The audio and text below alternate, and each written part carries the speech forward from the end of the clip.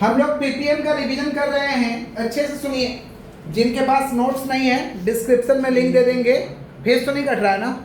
Sir सही है। जिनके पास ये लिखा हुआ नहीं है डिस्क्रिप्शन में लिंक दे देंगे, डाउनलोड कर लीजिएगा। आप लोग का ग्रुप में भेजा हुआ है, लिख लीजिएगा या जियोक्स करा लीजिएगा। समझ गए? सुनिए, पहला है इंट्रोडक्शन टू मैनेजमेंट या इंट्रोडक्शन ऑफ मैनेजमेंट। सुनिएगा ध्यान से, चैप्टर वाइज करके रिवीजन करा रहे हैं। सबसे पहला मैनेजमेंट। मैनेजमेंट का डेफिनेशन आप लोग को आता है शुरू से ही। मैनेजमेंट का मतलब क्या होता है? किसी भी काम को ढंग से मैनेज करना जिससे हमारा गोल पूरा हो जाए। किसी भी काम को ढंग से करना या करवाना जिससे हमारा क्या हो जाए, जो ऑब्जेक्टिव है वो पूरा हो जाए। इसको हम क्या कहते हैं? मैनेजमेंट। तो management means manage the work for the achievement of गोल। दूसरे भाषा में भी इसका डेफिनेशन बोल सकते हैं कि management is an art and science of getting things done through others. या एक और है, मैनेजमेंट में भी defined as an science and art of getting things done through people, by people, with people. ये पीटर ड्रकर इसका definition दिया था। या एक और डेफिनेशन बोल सकते हैं, management is an art of getting things done through others. Management काम करवाने का कला है जो कि अपना काम किसी और से करवा लेते हैं। अच्छा, मैनेजमेंट का पप्पा कौन है भाई? Peter Drucker. Who is the father of management? Peter Drucker.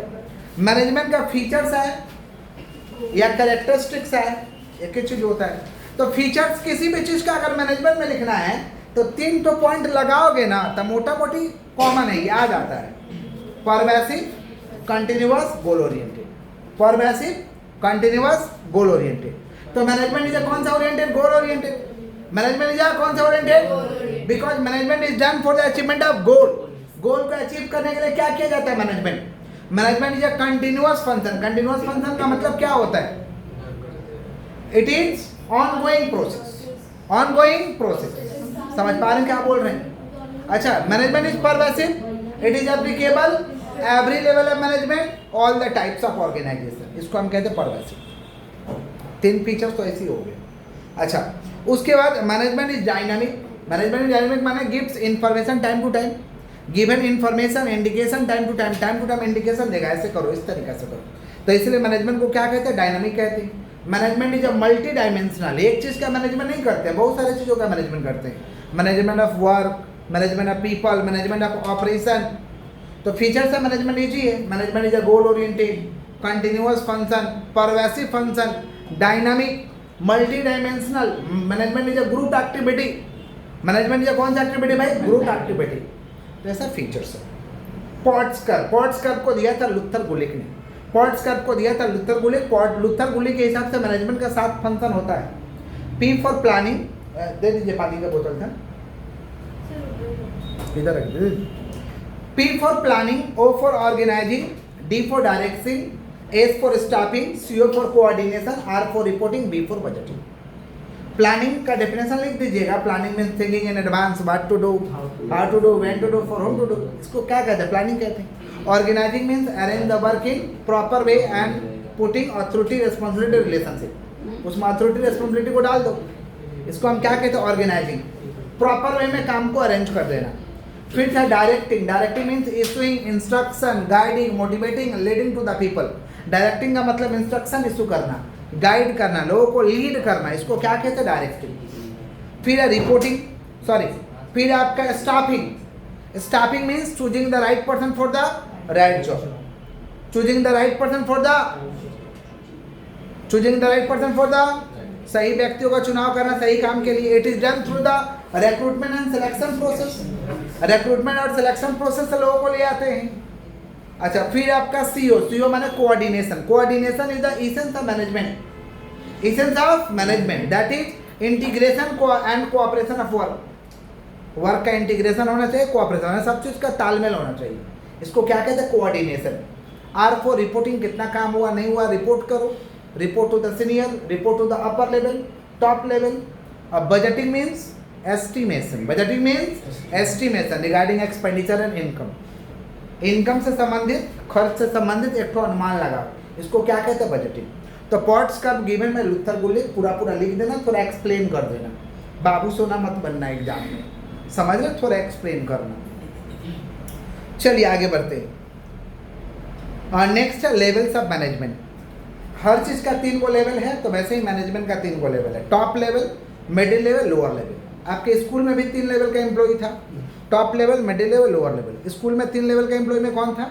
Top level में आता था तो owner, principal, vice principal, teacher in charge, headmaster, ये सब टॉप लेवल में था। मिडिल लेवल में टीचर लोग, और लोअर लेवल में कौन था? दरबान।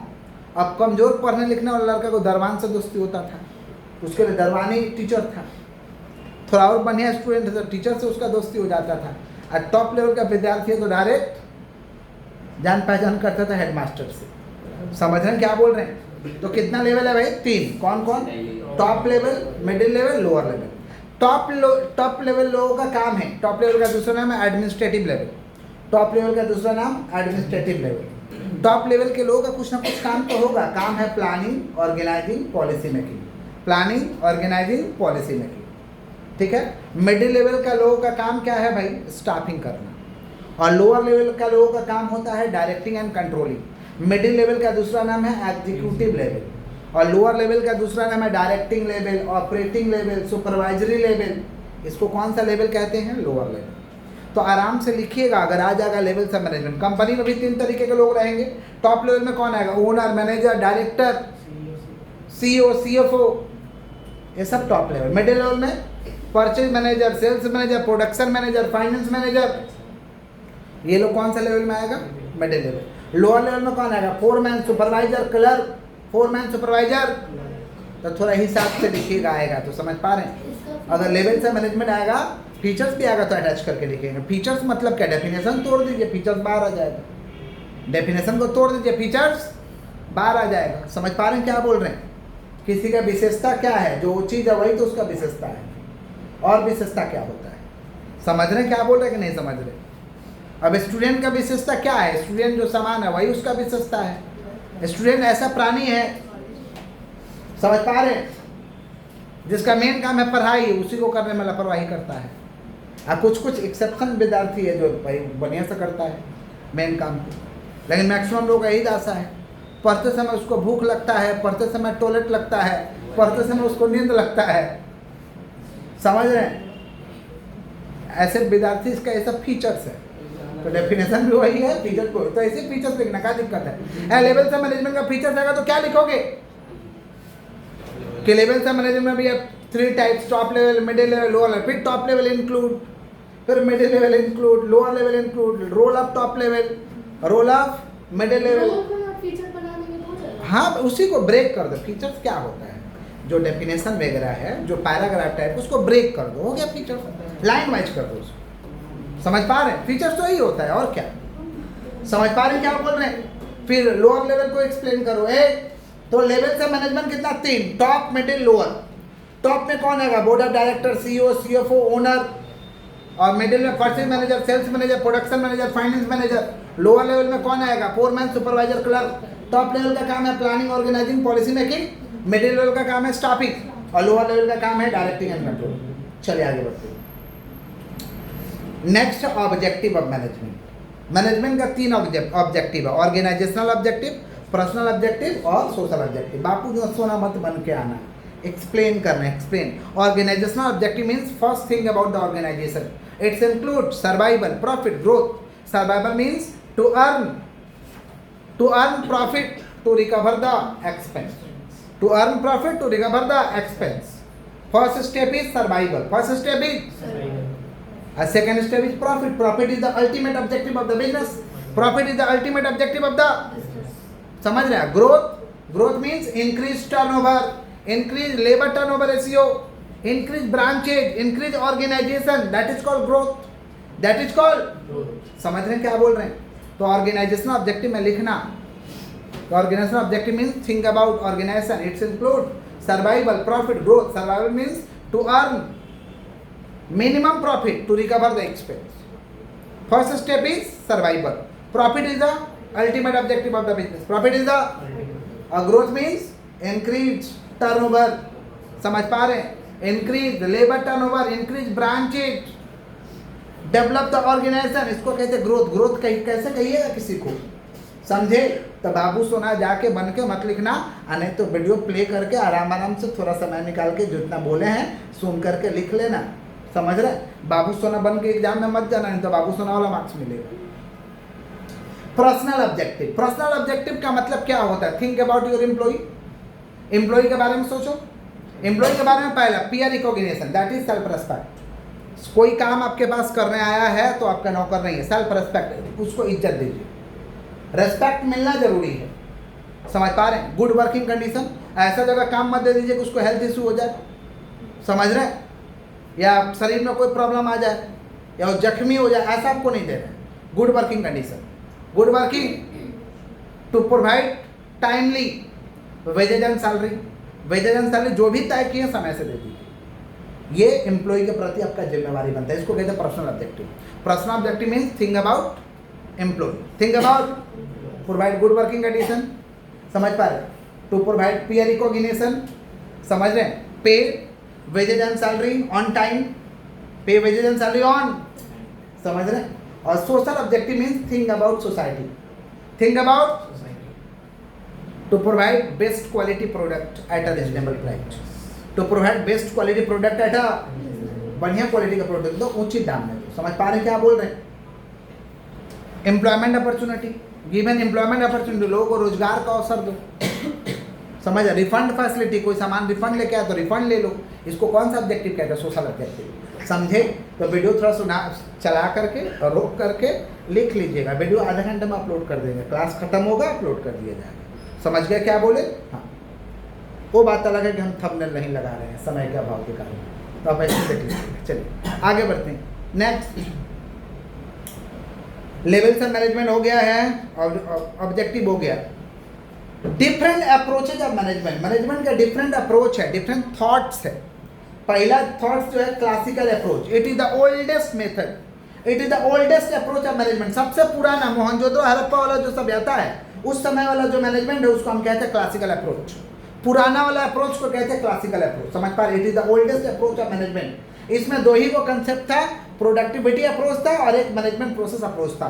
Productivity approach given by the F W. Taylor. F W. Taylor is known as father of scientific management. F W. Taylor is known as father of scientific management. F W. Taylor given through following principle, दो तीन तो principal का नाम लिखना, उसमें खाली नाम लिख के मत चलाना। क्या प्रिंसिपल था एफ.डब्ल्यू. टेलर का? Science not rule of thumb, science not rule of harmony not discord, cooperation and individualism. समझ पा रहे हैं? Maximum output in place of restricted output, the development of each man to his greatest efficiency in product. लिखना है ये सब F W. Taylor के बारे में। Management process approach given by Henri Fayol. It's include 14 principle. कितना प्रिंसिपल दिया था भाई? 14 तो प्रिंसिपल दिया था। Division of work, authority, responsibility, unity of command, unity of direction, order, कुछ लिखना है, समझ पाए? हाँ, स्केलर चेक, सेंट्रलाइजेशन, डिसेंट्रलाइजेशन। अच्छा, क्लासिकल के बाद आया neo classical approach. Neo classical approach का मतलब होता है बीच में जो आया, मध्य में आया, समझ पा रहे हैं? इसको दिया था एल्टन मायर। कौन दिया था? एल्टन मायर। एल्टन मायर को रिलेशन दिया था जिसका नाम है human relation approach. Elton Mayar is the father of human relation approach. Human relation approach means maintain distance among human 0 and 9। 0 और 9 का फर्क होना चाहिए, ये आपको डिस्टेंस को मेंटेन करना है। Empirical approach, this approach stress management and customer. क्या किसके ऊपर ये फोकस करता है भाई? मैनेजमेंट और कस्टमर के ऊपर। मैनेजमेंट और इसको behavioural approach. Behavioural approach deals with the human behaviour. Human behaviour से जो संबंधित है उसको कौन सा अप्रोच कहते हैं? Behavioural approach. तो नियो क्लासिकल में एल्टन मायर को लिखना है, एम्पिरिकल अप्रोच को लिखना है, बिहेवियरल अप्रोच को लिखना है। नेक्स्ट था मॉडर्न अप्रोच। मॉडर्न माने जो अभी चल रहा, मॉडर्न में जो अभी, इसमें दो अप्रोच है, system approach, contingency approach. System approach और कंटीजेंसी अप्रोच।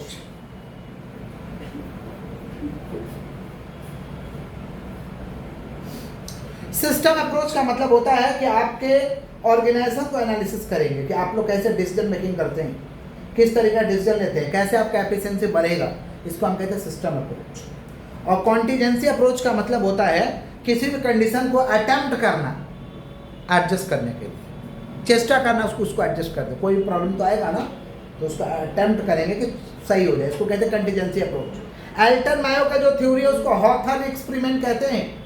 एल्टन मायो जो थ्योरी दिया था उसको कौन सा एक्सपेरिमेंट कहते हैं भाई? Hawthorne experiments, the theory based on human relation approach. According to this theory, human relation approach lies between 0 and 9. Between 0 and human relation approach 0 और 9 के बीच में, मैंने ऐसा रिलेशन कि आपका भी काम चले और मेरा भी काम चले। आप लोग के साथ रिलेशन मेरा कैसा है भाई? बहुत क्लोज है क्या? वही रिलेशन है, आपका भी काम हो जाए मेरा भी काम हो जाए। कोई बात डांट भी दे तो बुरा ना लगे, बहुत ज़्यादा मानने लगेंगे डांटेंगे तो करिए आइएगा, और उतना नहीं मानेंगे नॉर्मल जैसे अभी है डांटेंगे तो भी काम चल जाएगा। समझ पा रहे हैं? तो पूरा एकदम क्लोज नहीं कर लेना है, 0 और 9 का फ़र्क रखना है ताकि कोई भी बात बोला जाए तो बुरा ना लगे। अब एम्प्लॉय को अपना दोस्त बना लोगे, वो काम सही से नहीं करेगा तो डांट पाओगे, समझा पाओगे, बोल पाओगे, समझा ही तो नहीं पाओगे। समझ रहे क्या बोले? इसलिए ऐसा दूरी बना के रखो, उसका भी काम चले आपका भी काम चले, जरूरत पड़े तो उसको समझा सके। इसको कहते हैं हॉथर्न एक्सपेरिमेंट। आगे बढ़े, सुनिए। नेक्स्ट है माइकल पोर्टर थ्योरी लिया था भाई कि कोई भी इंडस्ट्री में जाने से पहले मेरे थ्योरी को एनालिसिस करो। मेरा थ्योरी बोलता है यस तो जाना, नहीं बोलता तो मत जाना। ये इंडस्ट्री में ढुकने से पहले का थ्योरी, इसको कहते हैं माइकल पोर्टर। पहले बोला कि पता करो कंपटीशन कितना उस इंडस्ट्री में, competition in the industry, potential of new entrance into the industry. क्या नया कोई व्यापारी आके ऐसा काम कर सकता है कि नहीं कर सकता है, ये देखो। दूसरा, पावर ऑफ सप्लायर, जो सप्लायर है, जो मटेरियल देने वाला है, वो हमको देगा कि नहीं देगा, हमको मटेरियल देगा कि नहीं देगा, power of supplier. Power of customer का पावर क्या है, वो कस्टमर मेरे पास आएगा कि नहीं सामान लेने, मेरे से किनेगा कि नहीं किनेगा, इसको कहते हैं power of customer. Threats of substitute product, ऐसा प्रोडक्ट जो है उससे थ्रेट क्या है उसको स्टडी करो। जैसे किंगफिशर एयरलाइंस को माइकल पोर्टर का थ्योरी स्टडी किया गया था और बोला गया था कि इंडस्ट्री में नहीं आने, फिर भी किंगफिशर एयरलाइंस आया और फेल हो गया। तो पहले इंडस्ट्री में देखो ढुकने से माइकल पोर्टर थ्योरी दिया था। माइकल पोर्टर का कहना था while entering new industry analysis the following 5 forces. नए इंडस्ट्री में जाने से पहले मेरा 5 गो थ्योरी है, उसको एनालिसिस करो। अगर मेरा थ्योरी ओके कहता है तो जाना, नहीं तो मत जाना। पहला, competition industry, how much competition arises in the industry, थोड़ा एक्सप्लेन करना उसको, ऐसे बाबू सोना की तरह मत आना। Potential of new entrance, potential में चांसेस है कि नहीं कि नया व्यापारी आ सकता है, और जो सप्लायर है वो हमको देगा गुड्स की नहीं देगा, पावर ऑफ सप्लायर। जो कस्टमर है वो हमसे, मेरे से सामान कितने आएगा कि नहीं, मेरा कस्टमर बनेगा कि नहीं बनेगा। बोलते हैं ना कि मेरा ये कस्टमर नहीं है, तो बोलते हैं कि जैसे हम लोग के पास आइएगा तुम समझ जाएंगे कि वो आप ज़्यादा दिन मेरे पास रहने वाले नहीं। समझ पा रहे क्यों? क्योंकि होता है कुछ लोग, आप सभी लोग आपका थोड़े कस्टमर होंगे, हमारा स्टूडेंट सभी लोग थोड़े होगा। समझ पा रहे हैं क्या बोल रहे हैं? तो वैसे ही आपका कस्टमर सब लोग नहीं हो सकता। आपका कस्टमर कौन है, आपके पास वो कस्टमर आएगा कि नहीं आएगा देखना होगा। Power of customer. Threats of substitute product, ऐसा जो माल है उससे थ्रेट क्या है ये देखना होगा। तो 5 फोर्सेस है क्या क्या? Competition industry, potential of new entrance into the industry, power of supplier, power of customer, threats of substitute product. आगे बढ़ते हैं। नेक्स्ट क्या लिखिए रहे हो? सुनिए, हेनरी, तो उसके नीचे वाला पेज देखिए, उसके नीचे वाला, हाँ तो उसके नीचे वाला ही तो पेज देख रहे हैं। तो उसके नीचे का नीचे हेनरी मिंटबर्ग थ्योरी 10 तो पोजीशन को ये एक्सप्लेन किया था और 3 हेड में था इसका। पहले था इम्पर्सनल रोल्स, इंटरपर्सनल रोल्स, फिर था इंफॉर्मेशनल रोल्स और फिर था डिसीजनल रोल्स। इंटरपर्सनल रोल्स का मतलब होता है, इंटरपर्सनल माने ऐसा रिलेशन, ना ज़्यादा आपसे गहरा रिलेशन और ना ज़्यादा आपसे कम, माने ऐसा कि आपका भी काम चले मेरा भी काम चले। इसको हम कहते हैं इंटरपर्सनल रोल्स, जिसमें आता है फिगर हेड, लीडर, लेसन। बात नहीं, फिगर हेड का मतलब होता है हेड व्यक्ति जो किसी प्रॉब्लम को डिस्कस करे, सॉल्व करे।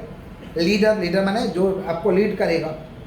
अच्छा, इन्फॉर्मेशनल रोल्स में था मॉनिटर, डिसेमिनेटर और स्पोक्स पर्सन। सुनिए, मॉनिटर का मतलब किसी भी चीज़ को हैंडल करने वाला, आपका कोई प्रॉब्लम होगा तो सुनेगा, उसको हम कहते हैं डिसेमिनेटर। और स्पोक्स पर्सन, दरकार पड़ेगा तो बोलेगा, स्पोक्समैन, दरकार पड़ेगा तो बोलेगा। डिसीजनल रोल में 3 था, entrepreneur, disturbance handler, resource locator और नेगोशिएटर। एंटरप्रेन्योर का मतलब क्या होता है? उद्यमी व्यक्ति होना चाहिए। कोई प्रॉब्लम हुआ तो उसको हैंडल करे, हर काम में तो प्रॉब्लम आएगा। डिस्टर्बेंस हैंडलर और रिसोर्स एलोकेटर, जो भी सामान है उसको अच्छे से यूज करे, इसको कहते हैं रिसोर्स एलोकेटर। और नेगोशिएटर होना चाहिए, मैंने किसी भी चीज़ में बार्गेनिंग करके काम करवा ले, किसी भी चीज़ को बार्गेनिंग करके काम करवा ले। तो हेनरी मिंटबर्ज 10 ठो थ्योरी दिया था जो कि 3 हेड में डिवाइड है। पहला interpersonal roles, informational roles, decisional roles. Interpersonal roles में 3 चीज आता है, figure 8, leader, liaison. Informational roles में आता है मॉनिटर, डिसेमिनेटर, स्पोक्स पर्सन। और डिसीजनल रोल्स में आता है entrepreneur, disturbance handler, resource allocator, negotiator. Mary Parker Follett भी अपना थ्योरी दिया था। इंटीग्रेशन कोऑपरेशन, एक दूसरे में विश्वास करो, मिलजुल के काम करो, एक दूसरे में विश्वास करते हुए, एक दूसरे को सपोर्ट करते हुए, हेल्प करते हुए काम करना है, इसको कहते हैं integration and cooperation. Power with not power over, इतना पावर मत दे दो कि पावर ही खत्म हो जाए। मैंने काम भर पावर दो जिससे आपका काम हो जाए, जितना जरूरत उतना पावर दो। बहुत ज़्यादा पावर दोगे तो पावर को मिसयूज करने लगेगा, समझ रहे हैं?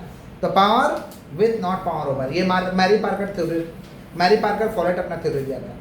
एल्टन मायो 2 चीज़ के ऊपर अपना थ्योरी दिया था, ह्यूमन रिलेशन, जिसको सोशल फैक्टर, इंफॉर्मेशन ग्रुप कहते हैं। सोशल रिस्पॉन्सिबिलिटी ऑफ मैनेजमेंट का कुछ सामाजिक जिम्मेवारी है। मैनेजमेंट का सामाजिक जिम्मेवारी है कि एथिकल कंडक्ट, कोई भी काम नियम से करवाए। मैनेजमेंट का जिम्मेवारी है कि कोई भी काम नियम से करवाए और जो भी काम कर रहे हैं उससे किसी को परेशानी नहीं होना चाहिए। ये किसका काम है भाई? मैनेजमेंट का ये जिम्मेवारी है। Ethical conduct, stakeholder orientation का मतलब होता है जो हमसे संबंधित लोग हैं उस तरीका से आपका काम होना चाहिए, माने जो आपसे संबंधित जो लोग भी है उसके हित में काम होना चाहिए। और इन्वायरमेंटल सस्टेनेबिलिटी, इन्वायरमेंट को बिना हार्म किए हुए काम करो, ऐसा काम मत कर दो बिजनेस से कि इन्वायरमेंट को क्षति पहुंचे। इंपॉर्टेंस और सिग्निफिकेंस ऑफ सोशल रिस्पॉन्सिबिलिटी, इसका इंपॉर्टेंस क्या है? इससे ब्रांड इमेज बढ़ता है, स्टेक होल्डर रिलेशनशिप अच्छा होता है। आगे बढ़ते हैं। डबल एक ही पेज को लिए हो बेटा? अच्छा, responsibility of top level, middle level, lower level में लिखवाए हैं। टॉप लेवल का जिम्मेवारी क्या है? To setting up organisational goal and strategy. Top level का काम है ऑर्गेनाइजेशन का गोल को तय करना, उद्देश्य को तय करना, स्ट्रेटजी बनाना, तगड़ा नियम बनाना। एनालिसिस द बिजनेस एनवायरनमेंट का एनालिसिस करना। Overseeing performance of the organisation का परफॉर्मेंस को देखना कि काम सही से हो रहा कि नहीं हो रहा। टू मेकिंग पॉलिसी बनाना, ये किसका काम है? Top level. तो टॉप लेवल का काम है to setting up organisation goal and strategy, analysis the business environment, business का एनवायरनमेंट मतलब व्यवसायिक वातावरण ठीक है कि नहीं, अगर कुछ चेंज करना तो उसको एनालिसिस करना। Overseeing performance of the organisation के परफॉर्मेंस को देखना एकदम नज़र भिरा करके, पॉलिसी बनाना। Responsibility of middle level management, middle level लोगों का मैनेजमेंट रिस्पॉन्सिबिलिटी है सेटिंग डिविजनल ऑब्जेक्टिव। समझ पा रहे? प्रत्येक डिपार्टमेंट का क्या ऑब्जेक्टिव उसको सेट करें। Motivating employee to get desired objective, employee को मोटिवेट करना, उत्तेजित करना काम करने के लिए जिससे हमारा गोल पूरा हो जाए।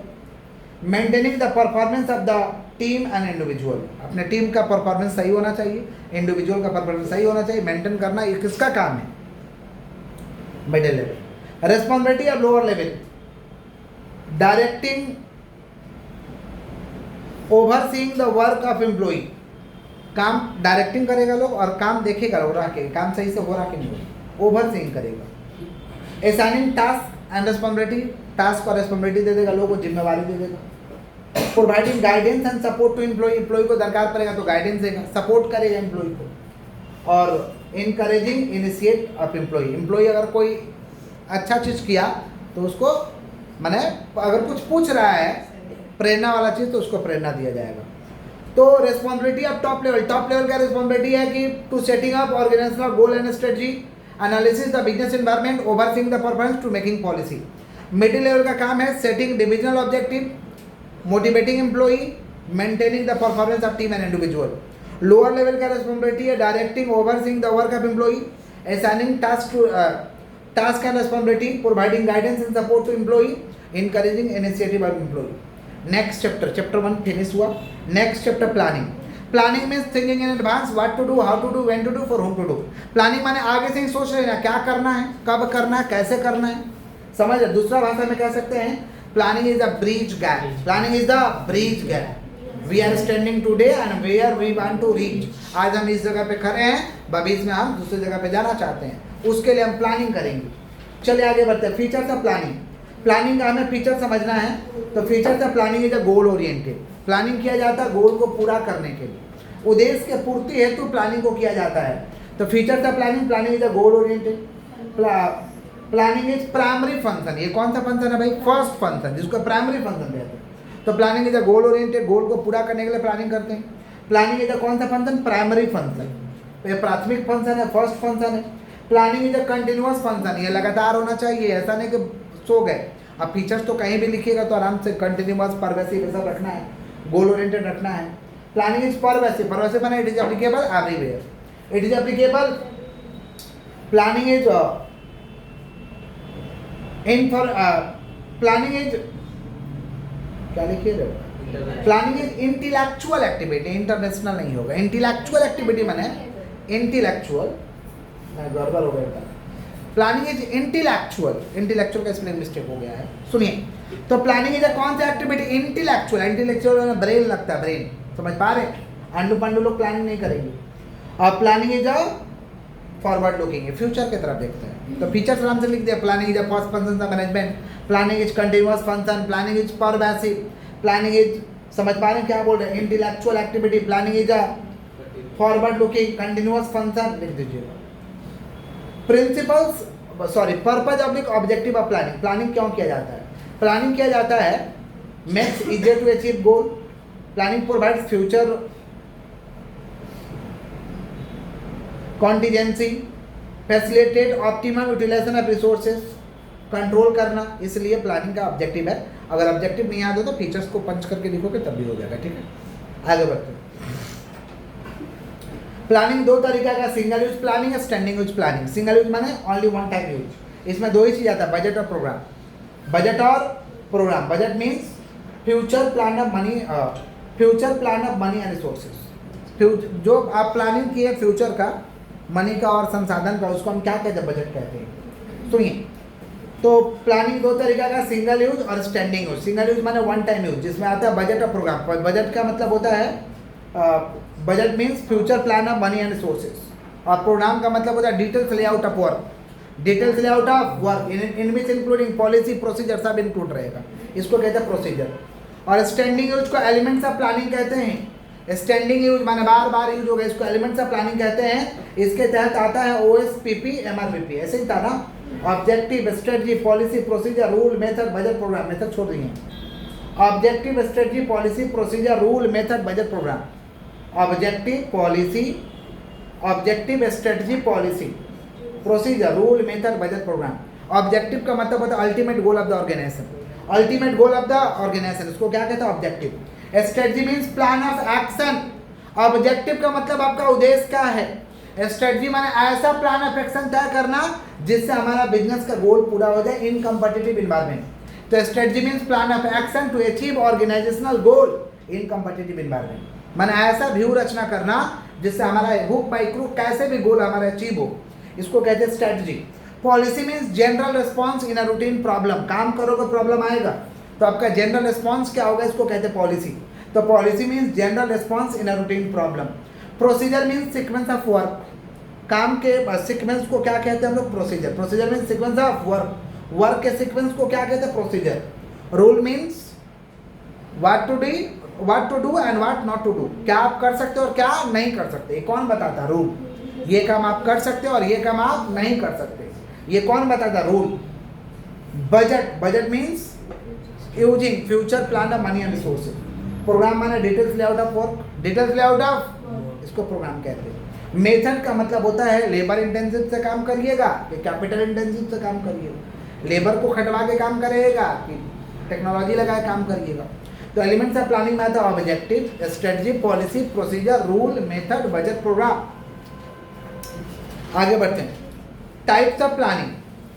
नेचर के हिसाब से दो तरीका का प्लानिंग है, formal planning, informal planning. Formal planning माने सिस्टमेटिक प्लानिंग, इनफॉर्मल प्लानिंग माने जैसे तैसे। जैसा तैसा प्लान कर दीजिए।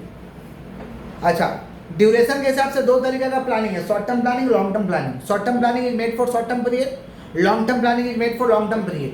Short term planning is for the कौन सा year, 1 year. Long term planning is made for more than 1 year. Short term planning is operational in nature, short term planning operational in nature का होता है। Long term planning is strategic in nature. Short term planning is prepared on the basis of general knowledge और intelligence. Short term plan करते हैं general knowledge और intelligence के हिसाब से, और long term planning is made on the basis of research and development, R&D के आधार पर हम लोग लॉन्ग टर्म प्लानिंग को करते हैं। और लेवल्स के हिसाब से स्ट्रेटेजिक प्लानिंग है, इमीडिएट प्लानिंग है, ऑपरेशनल प्लानिंग है। और डेरिवेटिव प्लान क्या होता है? डेरिवेटिव प्लान देखेंगे तो बताएंगे, था क्या बुक में? अच्छा दिखाइएगा, अभी बता देंगे। चलिए आगे बढ़ते हैं। Next, short term planning long term planning में डिफरेंस लिखा है। प्लानिंग का प्रोसेस, प्लानिंग का प्रोसेस सुन लीजिएगा ध्यान से। प्लानिंग का प्रोसेस है setting up objective, setting up, पहले ऑब्जेक्टिव सेट करो क्या करना है, फर्स्ट डिफाइन द ऑब्जेक्टिव, फिर डेवलपिंग प्रीमिसेस, ढांचा तैयार करो, ढांचा क्या करना है, फिर आइडेंटिफिकेशन ऑफ अल्टरनेटिव, जो भी ऑप्शन है उसको पहचानो, फिर इवेल्युएशन ऑफ अल्टरनेटिव, मूल्यांकन करो कौन मेरे लिए सही रहेगा कौन मेरे लिए गलत रहेगा, फिर सिलेक्शन ऑफ एन अल्टरनेटिव, जो बेस्ट है उसको चुनाव करिए, फिर उसको लागू करिए, इम्प्लीमेंट करिए and follow, implement and follow. तो पहला क्या, setting of objective, identification of alternative, evaluation of alternative, selection of alternative, फिर क्या करिए, इम्प्लीमेंट एंड फॉलो। पहले क्या करो, देखो क्या करना, गोल बना, उसको करने के लिए कौन कौन से ऑप्शन हो सकते हैं उसको खोजो, फिर उसमें देखो कौन सा ऑप्शन मेरे लिए सही है जिसको कहते हैं इवैल्यूएशन, फिर जो ऑप्शन सही है उसको सेलेक्ट करो, इम्प्लीमेंट करो, लागू करो, और फिर फॉलो अप एंड रिव्यू मारते रहो। फीचर ऑफ प्लानिंग तो आगे ही बुक पढ़ा दिए हैं, उसको एक्सप्लेन कराए हैं, देख लीजिएगा। Planning premises, internal and external. Planning premises internal and external, internal माने अंदर का, एक्सटर्नल माने बाहर का।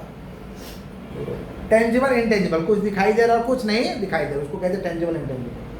और एक होता है आपका कांस्टेंट एंड वेरिएबल।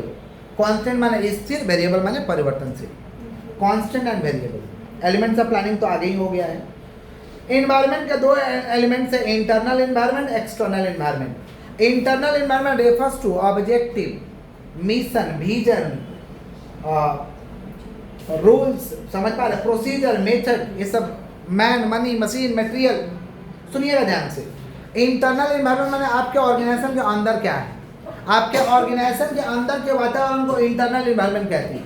आपके अंदर क्या ऑब्जेक्टिव है, पॉलिसी है, प्रोसीजर है, मेथड है, मशीन है, मैन है, समझ पा रहे हैं, मिशन है, विजन है, ये सब तो आपके अंदर है, इसको हम कहते हैं इंटरनल एनवायरनमेंट। और एक्सटर्नल एनवायरनमेंट में आता है आपका PESTEL, political, economic, social, technological, legal.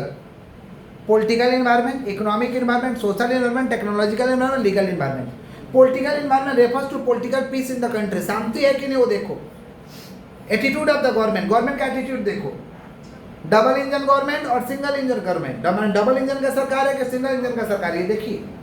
फिर और इकोनॉमिक एनवायरनमेंट, जो बोले वैसे लिखना है कि पॉलिटिकल रेफर्स, हाँ भाई लिखा, ये इंग्लिश वर्ड है। वो नेता लोग क्या आपको फालतू बात थोड़े बोलते हैं कि डबल इंजन का सरकार है, ये पॉलिटिकल वर्ड्स है, इस्तेमाल किए जाते हैं पॉलिटिकल, नहीं स्लैंग नहीं है, ये वर्ड्स है, इस्तेमाल किए जाते हैं। तो political environment refers to the political, समझ पा रहे हैं, एनवायरनमेंट इन द कंट्री और स्टेट। फिर देखेंगे political peace of the state, माने वहाँ शांति है कि नहीं।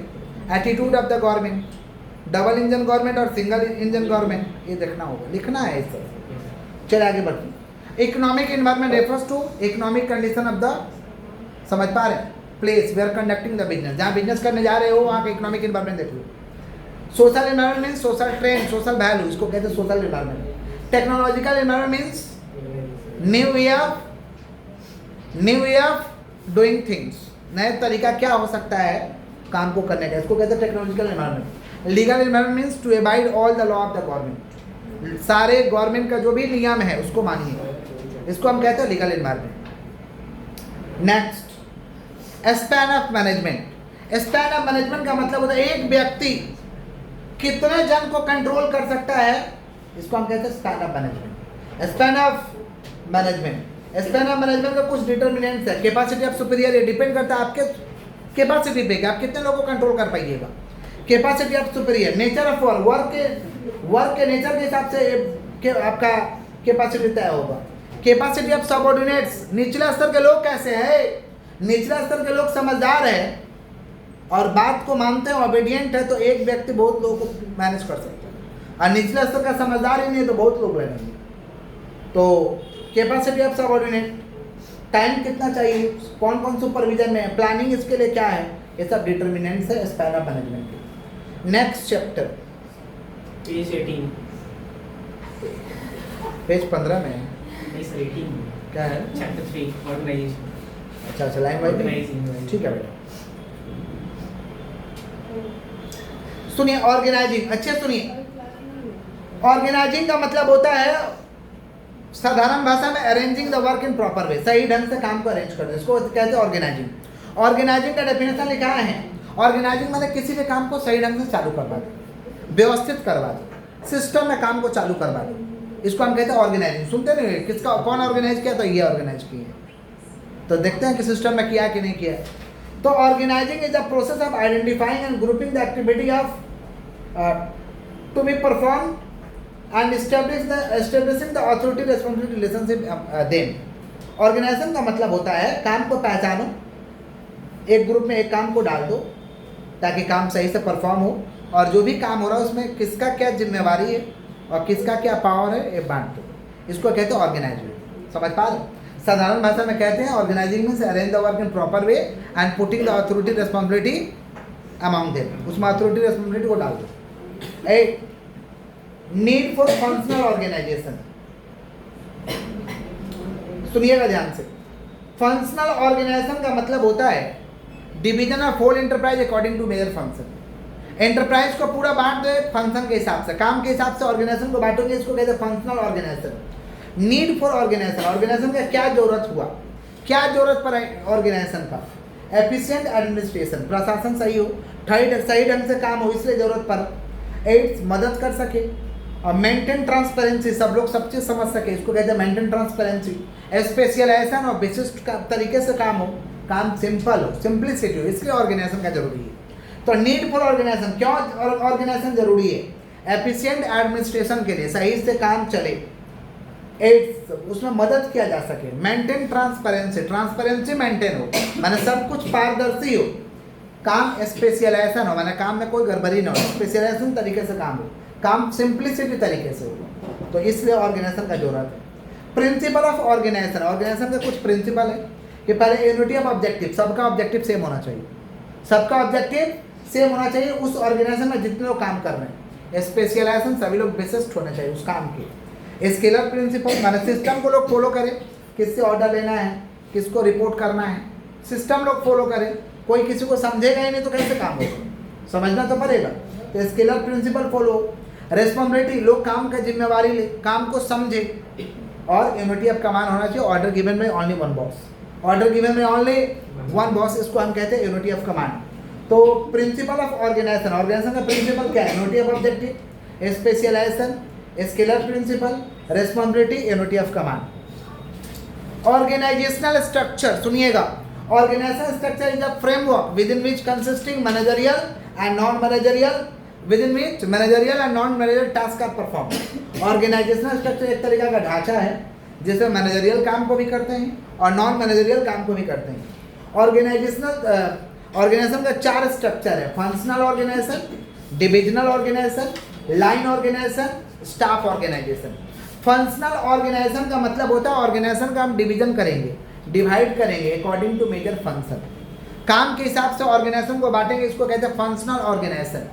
Functional organisation means division of whole enterprise according to major function perform by the enterprise. Divisional organisation means division of whole enterprise according to product, product के हिसाब से जब हम ऑर्गेनाइजेशन को बांट देंगे, इसको कहते हैं divisional organisation. Line organisation is the oldest form of organisation, it is also called military organisation. Scalar organisation माने एक लाइन में खड़ा कर दो और एक बार देखते हो लाठी चार्ज का ऑर्डर होता है, सब लाठी चार्ज करने लगता है। मिलिट्री में ज़्यादातर चलता है। प्रार्थना आप लोग स्कूल में करते थे, लाइन ऑर्गेनाइजेशन में लाइन बना दीजिए असेंबली के टाइम में, एक बार उधर से बोलेगा इधर सब चालू हो जाएगा प्रश्न गाना। इसको कौन सा ऑर्गेनाइजेशन कहते हैं? Line organisation. और लाइन एंड स्टाफ माने प्रत्येक रो में एक स्टाफ डाल दो, इसको कहते हैं लाइन एंड स्टाफ ऑर्गेनाइजेशन। आप सिर्फ स्टाफ ऑर्गेनाइजेशन लिखे, लाइन एंड स्टाफ होगा। आगे बढ़ते हैं, सुनिएगा ध्यान से। Elements of delegation of authority. Delegation of authority माने सारे काम को छोटे छोटे पार्टों में बांट दो और वर्कर के कैपेबिलिटी और क्वालिफिकेशन के हिसाब से वर्कर को दे दो, इसको हम कहते हैं delegation of authority. Delegation of authority means division of whole work into smaller part and delegate to the subordinates. Subordinates को बांट दो काम को, इसको कहते हैं delegation of authority. Delegation of authority का 3 एलिमेंट्स है, authority, responsibility, accountability. Authority means power to take the decision. Authority माने पावर, जिसके जरिए हम क्या लेते हैं? निर्णय लेते हैं। Responsibility means obligation to complete the job, वादा करते हैं कि काम को पूरा कर देंगे, इसको कहते हैं responsibility. Authority can be delegated, responsibility can not be delegated. Authority किसी और को दिया जा सकता है, लेकिन रेस्पॉन्सिबिलिटी सिर्फ और सिर्फ लिया जा सकता है, दिया नहीं जा सकता है। तो authority means power to take the decision, it can be delegated. Responsibility means obligation to complete the job, it can not be delegated. Accountability means answering the question about the performance, जवाब आपको देना पड़ेगा, काम कितना हुआ, काम कितना बाकी है, उसका आपको जवाब देना पड़ेगा, इसको हम कहते हैं अकाउंटेबिलिटी। न्यू ऑर्गेनाइजेशन स्ट्रक्चर, कुछ ऑर्गेनाइजेशन के न्यू स्ट्रक्चर है team based structure. Team based का मतलब एक टीम आपको बना के दे दिया जाएगा, आपको काम करवाना होगा, इसको हम कहते हैं team based structure. A team based structure is one team emphasis the development of staff managing team as a principle unity of work within the organisation. एक तो टीम बना दिया जाएगा, एक तो काम सौंप दिया जाएगा, उसको आपको काम को पूरा करना है, इसको हम कहते हैं टीम बेस्ड स्ट्रक्चर। आजकल चल रहा है flat structure. Flat structure these are typically factor levels of management. Any employee have more authority and responsibility। माने फ्लैट स्ट्रक्चर का मतलब आपके पास ज़्यादा अथॉरिटी है, ज़्यादा रिस्पॉन्सिबिलिटी है, आप काम को कंप्लीट करो, अधिकार आपको ज़्यादा दे दिया गया, रिस्पॉन्सिबिलिटी भी ज़्यादा दे, काम को कंप्लीट करो। Flatter organisation structure. Flatter structure need the use of central narrow system which allow employee to access anything from anywhere of any time। Flatter organisation का मतलब होता है कि ऐसा आपको दे दिए सिस्टम कि आप कहीं भी रह के आप अपना काम कर सकते हैं, संस्था का चीज़ को एक्सेस कर सकते हैं। जैसे इंश्योरेंस एजेंट लोग करता है, एजेंट लोग करता है, हर चीज़ तुरंत एक्सेस करके आपको बता देगा, इसको कहते हैं फ्लैटर ऑर्गेनाइजेशन स्ट्रक्चर। डिपार्टमेंटलाइजेशन का मतलब होता है डिपार्टमेंट वाइज काम को बांटो, इसको कहते हैं डिपार्टमेंटलाइजेशन। जरूरत क्या पड़ा भाई डिपार्टमेंटलाइजेशन का? स्पेशलाइजेशन के लिए, आज़ादी के लिए, ऑटोनॉमी के लिए, बिजनेस को बढ़ाने के लिए, एक्सपेंशन और सबको जिम्मेवारी देने के लिए, इसको कहते हैं responsibility. Basis of departmentalisation. Departmentalisation के बेसिस क्या है? एक है डिपार्टमेंटलाइजेशन बाई फंक्शन। फंक्शन का मतलब हुआ वही फंक्शनल ऑर्गेनाइजेशन को एक्सप्लेन करना है, division of whole enterprise according to major function, इसको कहते हैं departmentalisation by function. Departmentalisation by product का मतलब होता है division of whole enterprise according to major product, product के हिसाब से बांटेंगे, इसको कहते हैं departmentalisation of product. Departmentalisation by territory. Territory का मतलब एरिया के हिसाब से, division of whole enterprise according to the area, area के हिसाब से बांटिए, इसको कहते हैं डिपार्टमेंटलाइजेशन बाई टेरिटरी। डिपार्टमेंटलाइजेशन में डिपार्टमेंट बना देना, तो काम के हिसाब से डिपार्टमेंट बनाएंगे, उसको कहते हैं डिपार्टमेंटलाइजेशन बाई फंक्शन। प्रोडक्ट के हिसाब से बनाएंगे, उसको हम कहते हैं डिपार्टमेंटलाइजेशन बाई प्रोडक्ट। एरिया के हिसाब से डिपार्टमेंट बनाएंगे, उसको कहते हैं डिपार्टमेंटलाइजेशन बाई टेरिटरी। और एक है स्टाफ ऑर्गेनाइजेशन। स्टाफ ऑर्गेनाइजेशन क्या होता है सुन लीजिएगा ध्यान से। Staff the organisation in which advisory expect gender expertise. Gender expertise advice to each department in an organisation is called staff organisation. प्रत्येक डिपार्टमेंट को एडवाइस करने के लिए स्टाफ रहेगा, उसको हम क्या कहते हैं? Staff organisation. Principle of delegation of authority. Delegation of authority का प्रिंसिपल क्या सुनिए, पहला प्रिंसिपल ऑफ फंक्शन, काम होना चाहिए, इसलिए डेलीगेशन ऑफ अथॉरिटी को बनाया गया। प्रिंसिपल ऑफ रिजल्ट, रिजल्ट मिलना चाहिए, मैंने जो काम दिया गया वो कंप्लीट होना चाहिए। यूनिटी ऑफ कमांड यहाँ भी फॉलो होता है, माने ऑर्डर गिवन में only one boss. Authority responsibility यहाँ भी है। Authority means power to take the decision, responsibility means obligation to complete the job. तो डेलीगेशन ऑफ अथॉरिटी में काम जिसको भी दीजिएगा तो अथॉरिटी रेस्पॉन्सिबिलिटी को मैच करा के देना, both must be parity. Scalar principle means system follow होना चाहिए। System of activity, system of communication ऐसा फॉलो होना चाहिए। प्रिंसिपल ऑफ मोटिवेशन, डेलीगेशन के जरिए लोगों को मोटिवेट करते हैं, काम करने के लिए प्रेरित करते हैं। Decentralisation means power given in more hand, सबको पावर दो, बड़ा ऑर्गेनाइजेशन है, ज्यादा लोगों को पावर दो, ज्यादा लोगों को अथॉरिटी दो, इसको कहते हैं decentralisation. It is suitable for large scale organisation. Decentralisation का इंपॉर्टेंस है कि इंक्रीज एफिशिएंसी, काम का क्षमता बढ़ जाएगा। एम्पावरमेंट एंड मोटिवेशन, सबको एक पावर फील होगा, लोग मोटिवेट होकर काम करेंगे। फ्लेक्सिबिलिटी एंड एडेप्टेबिलिटी, फ्लेक्सिबल रहता है और किसी भी सिचुएशन को लोग अडेप्ट कर लेता है। अकाउंटेबिलिटी एंड ट्रांसपेरेंसी, सबको सब समझ में आता है और जवाब देना पड़ेगा। लोकलाइज नॉलेज एंड एक्सपर्टीज, ये लोग नॉलेज सबको रहता है और सब एक्सपर्ट रहता है, यही डिसेंट्रलाइजेशन का इंपॉर्टेंस है।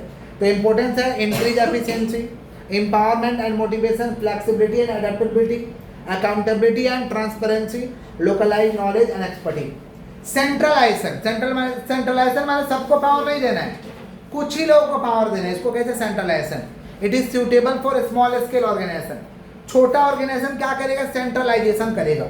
Centralisation means power given in few hands, that is retention of decision making power, power को अपने हाथों में रखो, पावर को अपने हाथों में रखे, इसको क्या कहते हैं, सेंट्रलाइजेशन। तो सेंट्रलाइजेशन मीन्स कल स्कूल छुट्टी है, परसों स्कूल चले, हाँ कल स्कूल छुट्टी। सुनिए, तो सेंट्रलाइजेशन का मतलब क्या होता है, retention of decision making power, that is power given in few hands, कुछ ही हाथों में पावर देना है, सबको पावर नहीं देना है। It is suitable for small scale organisation, इसको कहते हैं सेंट्रलाइजेशन। स्पैन ऑफ मैनेजमेंट माने एक व्यक्ति कितने लोगों को कंट्रोल कर सकता है, इसको हम कहते हैं span of management. Span of management आगे ही पढ़ा दिए। फायदा क्या है स्पैन ऑफ मैनेजमेंट से, एफिशिएंट डिसीजन मेकिंग, अच्छा निर्णय ले पाते हैं, रिड्यूस मैनेजरियल, क्या लिखे रहे हो बाबा, मैनेजरियल लेयर कम हो जाता है, मैंने बहुत सारे मैनेजर नहीं देना पड़ता है। Better manager employ relationship, manager और एम्प्लॉय के साथ रिलेशनशिप बढ़िया होता है। इम्प्रूव सुपरवाइजरी ओवरसाइट, देख रेख करने में, काम को देखने में सुविधा होता है। फास्टर कम्युनिकेशन होता है और कॉस्ट एफिशिएंसी है, माने पैसा का बचत होता है। पैसा का क्या होता है, बचत। चैप्टर 3 तक आपको रिवीजन कराया है, चैप्टर 3 में एक बार देख लेते हैं, कुछ छूटा तो नहीं है, 2 मिनट। शॉर्ट एनालिसिस क्या होता है, सुनिए। शॉर्ट एनालिसिस का फुल फॉर्म है स्ट्रेंथ, वीकनेस, अपॉर्चुनिटी। सुनिएगा ध्यान से बालक, सुनो, स्ट्रेंथ, वीकनेस, अपॉर्चुनिटी, थ्रेट, ये फुल फॉर्म किसका, शॉर्ट का। स्ट्रेंथ का मतलब होता है कि आपका ताकत कहाँ है, स्ट्रेंथ कहाँ है, उसको आप देखिए। It is a internal environment, ये आपके अंदर है, समझ रहे। अपॉर्चुनिटी, अपॉर्चुनिटी का मतलब होता है, देखिए अवसर क्या है, स्ट्रेंथ के हिसाब से मौका क्या है, क्या कर सकते हैं, ये भी आपके समझ पा रहे। सुनिएगा ध्यान से, स्ट्रेंथ आपके अंदर है, अपॉर्चुनिटी देखिए कि हमारे स्ट्रेंथ के हिसाब से कौन सा अपॉर्चुनिटी है, ये बाहर है, एक्सटर्नल है। डब्ल्यू, डब्ल्यू माने वीकनेस, वीकनेस आपके अंदर है। वीकनेस माने हर लोगों का एक तो कमजोरी होता है, वो कमजोरी आपका क्या है उसको पहचानिए, उस पर काम करिए ताकि वो खत्म हो जाए, ये आपके अंदर है। माने एस और डब्ल्यू आपके अंदर है। ओ अपॉर्चुनिटी, ये बाहर है। थ्रेट माने देखिए कि आपको क्या चीज़ से नुकसान हो सकता है, समझ पा रहे हैं, इसको हम कहते हैं थ्रेट। तो ओ और टी जो है एक्सटर्नल इन्वायरमेंट है और एस और डब्ल्यू जो है ये क्या, इंटरनल है। एस और डब्ल्यू क्या है, इंटरनल है, ओ और टी क्या है, एक्सटर्नल है। अच्छा, छूटा है साइंटिफिक प्रिंसिपल्स ऑफ मैनेजमेंट, अलग से हम लिखवाए थे, और आपका प्रिंसिपल्स ऑफ मैनेजमेंट अलग से लिखवाए थे, ये छूटा है। सुनिएगा ध्यान से, साइंटिफिक प्रिंसिपल्स ऑफ मैनेजमेंट का पापा F.W. टेलर है, 5 तो थ्योरी दिया था। पहला था science not rule of thumb. इनका कहना था कि science not rule of thumb का मतलब होता है कि जो आपको काम आता है वही नहीं करना है, जो स्टैंडर्ड मेथड। सुनिएगा ध्यान से पहले, तब कॉपी पलटिए। Science not rule of thumb का मतलब होता है जो आपको काम आता है उसी तरीके से आपको नहीं करना है, जो मेथड स्टैंडर्ड कहता है वैसे करना है, समझ पा रहे। अब मान लो हमको क्वेश्चन पेपर हाथ से लिख के बनाने आता है, लेकिन जब आना है टाइपिंग वाला तो टाइपिंग करके देना है, हाथ से नहीं लिखना है, क्योंकि स्टैंडर्ड मेथड वो कह रहा है। इसी को हम कहते हैं science not rule of thumb, समझ पा रहे। माने डूइंग, समझ पा रहे क्या बोल रहे हैं, according, work not doing according to own practices, own experience, but work doing according to standardisation, method of the work, समझ पा रहे? वर्क का जो स्टैंडर्ड मेथड उसके हिसाब से काम करिए, इसको हम कहते हैं science not rule of thumb. दूसरा था harmony not Discord. Harmony not Discord का मतलब होता है maintaining good relationship with each department employee and understand the importance of each department work. सबका काम के महत्व को समझना है, इसको हम कहते हैं हार्मोनी नॉट डिस्कॉर्ड। सबका काम का एक महत्व है। फिर cooperation not individualism. Cooperation and not individualism. Not individualism means support to each and every employee in their work. उनको सपोर्ट करिए काम में, समझ पा रहे? आपका काम फिनिश हो गया तो उनको करवा दीजिए, जल्दी हो जाएगा। इसको हम कहते हैं कोऑपरेशन नॉट इंडिविजुअलिज्म।